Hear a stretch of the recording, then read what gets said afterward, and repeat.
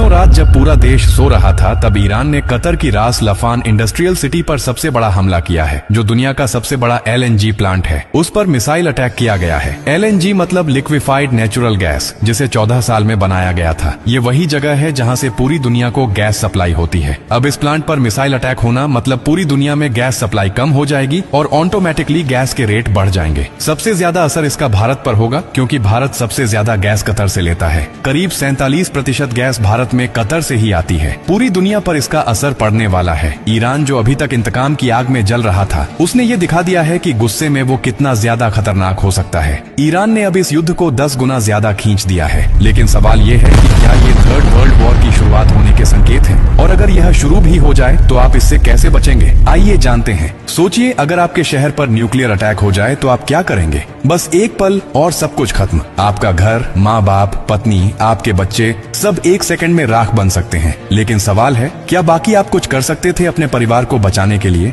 जवाब है, कर सकते थे। अगर आप अभी से तैयार हैं, ये पूरी जानकारी जिंदगी और मौत की दूरी को तय करेगी। क्योंकि न्यूक्लियर अटैक में सिर्फ धमाका नहीं मारता, असली तबाही शुरू होती है धमाके के बाद, जिसे कहते हैं रेडिएशन फॉलआउट। जो लोग ब्लास्ट में बच जाते हैं, वो जानकारी न होने की वजह से रेडिएशन से धीरे धीरे मारे जाते हैं। सबसे पहले समझिए, हमला होते ही तेज रोशनी दिखाई देती है, इतनी तेज कि आप अपने हाथ की हड्डियां देख सकते हैं और आप हमेशा के लिए अंधे हो सकते हैं। इसलिए जैसे ही फ्लैश दिखाई दे, तुरंत जमीन पर लेट जाए, आंखें कसकर बंद कर लीजिए, चेहरे को किसी कपड़े से ढक लीजिए। ये आपकी पहली सुरक्षा है। अब सवाल उठता है, कहाँ जाए? अगर आपके पास बेसमेंट है, अंडरग्राउंड पार्किंग है, मेट्रो स्टेशन है, तो वहीं भागिए। जमीन के नीचे रहना रेडिएशन फॉलआउट से बचने का सबसे कारगर तरीका है। लेकिन अगर कुछ भी उपलब्ध नहीं है तो अपने घर को ही शेल्टर बनाइए। सारी खिड़कियां और दरवाजे बंद कर दीजिए। हर छोटी दरार को कपड़े और टेप से सील कर दीजिए। हवा के लिए कोई रास्ता नहीं बचना चाहिए। ध्यान रखिए, जैसे ही न्यूक्लियर अटैक की जानकारी मिलेगी, आपके पास बस कुछ ही मिनट होंगे। इसलिए खबर मिलते ही पानी भरना शुरू कर दीजिए। बाल्टी, बोतल, ड्रम, जो भी मिले,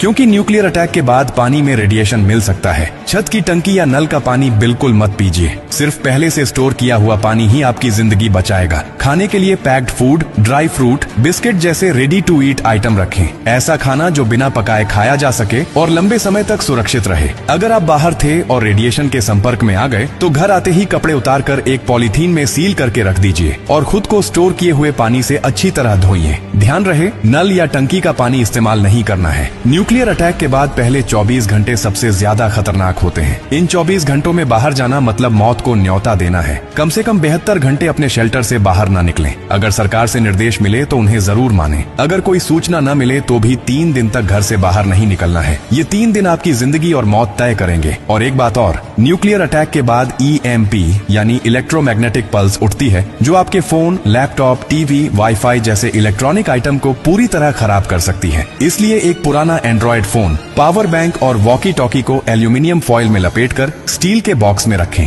हो सकता है यही आपको बाकी बची हुई दुनिया से जोड़े रखे। लेकिन सबसे जरूरी चीज क्या है? शांति। पैनिक नहीं करना, घबराना नहीं है। हर फैसला सोच समझ कर लेना है, क्योंकि nuclear attack one time game है। जितना शांत रहोगे उतने बचने की संभावना ज्यादा होगी। और याद रखिए, ये जानकारी सिर्फ आपके लिए नहीं है, आपके परिवार के लिए, आपके दोस्तों के लिए, आपके पड़ोसियों के लिए, पूरे समाज के लिए। क्या आप अकेले सुरक्षित रहना चाहते हैं? नहीं ना? तो इस जानकारी को हर उस इंसान तक पहुंचाइए जिसकी आपको परवाह है। आपका एक शेयर किसी की जान बचा सकता है। यही असली इंसानियत है। और जब आप जिंदगी बांट रहे हैं तो एक वादा कीजिए, आप डॉक्टर कार्डियो की हर पोस्ट से कुछ न कुछ सीखेंगे और दूसरों को भी सिखाएंगे। क्योंकि हमारा मकसद सिर्फ कंटेंट नहीं, आपकी सुरक्षा है, आपकी जिंदगी है।